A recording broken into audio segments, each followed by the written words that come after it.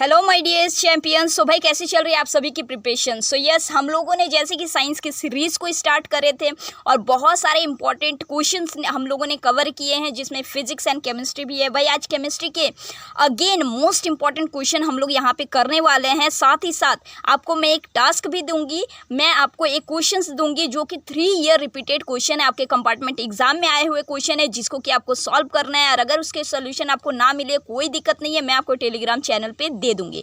सो आपको Telegram channel पे भी जुड़ जाना है, डिस्क्रिप्शन में लिंक दिए गए हैं।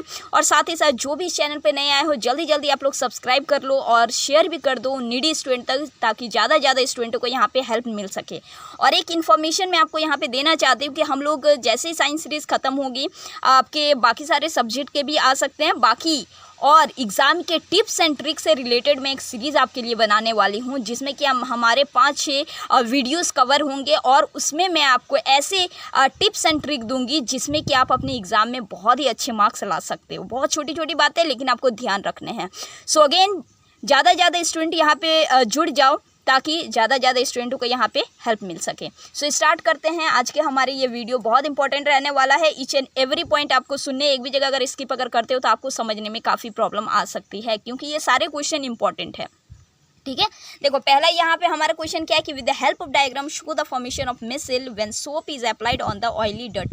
ठीक है, ये देखो ये छोटे से टॉपिक है लेकिन बहुत इंपॉर्टेंट टॉपिक है, एंड इससे हर बार एक ना एक क्वेश्चन आपको देखने को मिलेगा ही मिलेगा। ऑल राइट, अब देखो यहाँ पे कुछ पॉइंट्स मैंने लिख के रखे हैं जो कि मैं आपको समझाने के लिए यहाँ पे लिखी हूँ। मैं बहुत अच्छी तरीके से आपको यहाँ पे समझा दूंगी, और आप एग्जाम में जब भी लिखो अपने लैंग्वेज में अच्छी तरीके से आंसर को फ्रेम करके लिखना, और डायग्राम जब भी बनाना पेंसिल का यूज़ करके बनाना। ठीक है, ऐसे ही छोटे छोटे टिप्स एंड ट्रिक आपको जानने बहुत इंपॉर्टेंट है, जो सारी चीज़ें आप मिस कर जाते हैं और जिस कारण आपके नंबर भी कटते हैं।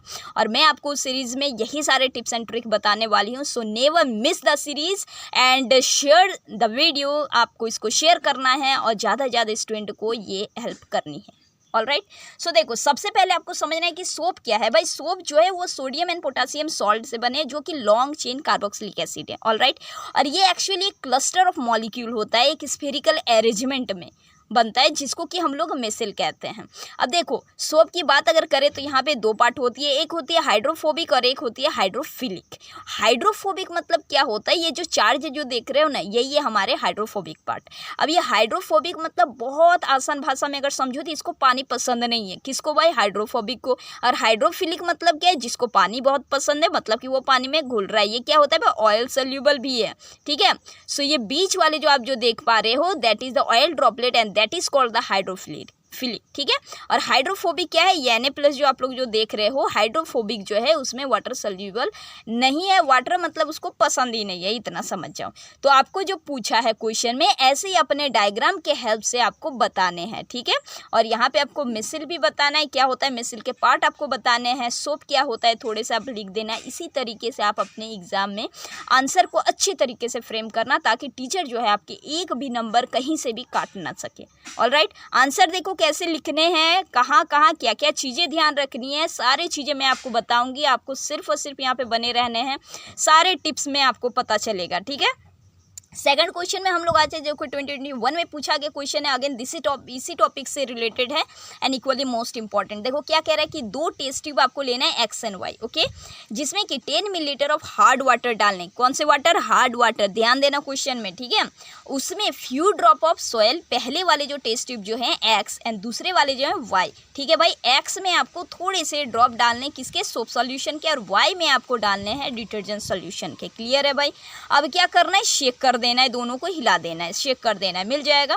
अब आपको क्या पूछ रहा है कि in which test tube the formation of foam will be more. अब देखो ये क्या पूछा, पहले वाले टेस्ट ट्यूब में आपको हार्ड वाटर के साथ क्या डालना है भाई? सोप के सोल्यूशन, उसके बाद वाले में डिटर्जेंट के सोल्यूशन, बट फोम सबसे ज़्यादा कहाँ पे बनेगा वो आपको पूछा गया है। तो मैं आपको यहाँ पे बता दूँ कि सोप जो है वो हार्ड वाटर से जब मिलता है ना तो वो इनइफेक्टिव होता है, ज़्यादा इफेक्टिव नहीं हो पाता है एज़ कम्पेयर टू डिटर्जेंट। सो जाहिर सी बात है कि जहाँ पे पानी आपके सबसे ज़्यादा इफेक्टिव रहेंगे वहीं पे जो है हार्ड वाटर पानी जो घुलेंगे डिटर्जेंट के साथ, तो जाहिर सा बात है कि आपके डिटर्जेंट में ही ज़्यादा फोम यहाँ पे आएंगे।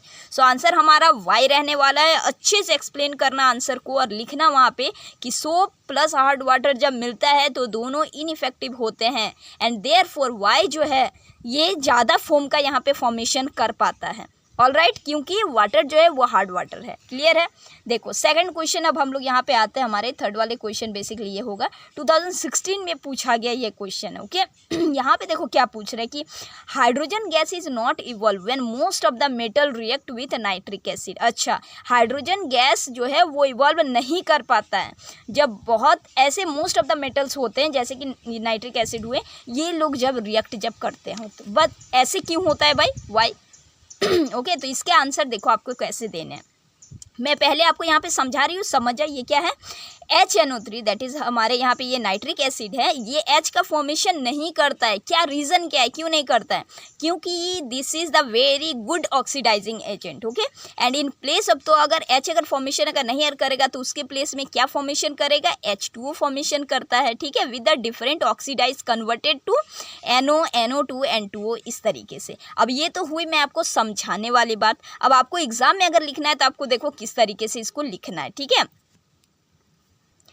देखो इसी आंसर को आप अगर एग्जाम में अगर लिखो तो आप कैसे लिखना है कि nitric acid is an oxidising agent, therefore H2 मतलब gas is not evolve on reaction with metal, so HNO3 mostly get reduce to NO in this process. समझ रहे हो चीज़ों को? ठीक है, ऐसे ये रिएक्शन नहीं होता है क्योंकि भाई नाइट्रिक एसिड हमारा जो ये बहुत अच्छी ऑक्सीडाइजिंग एजेंट है।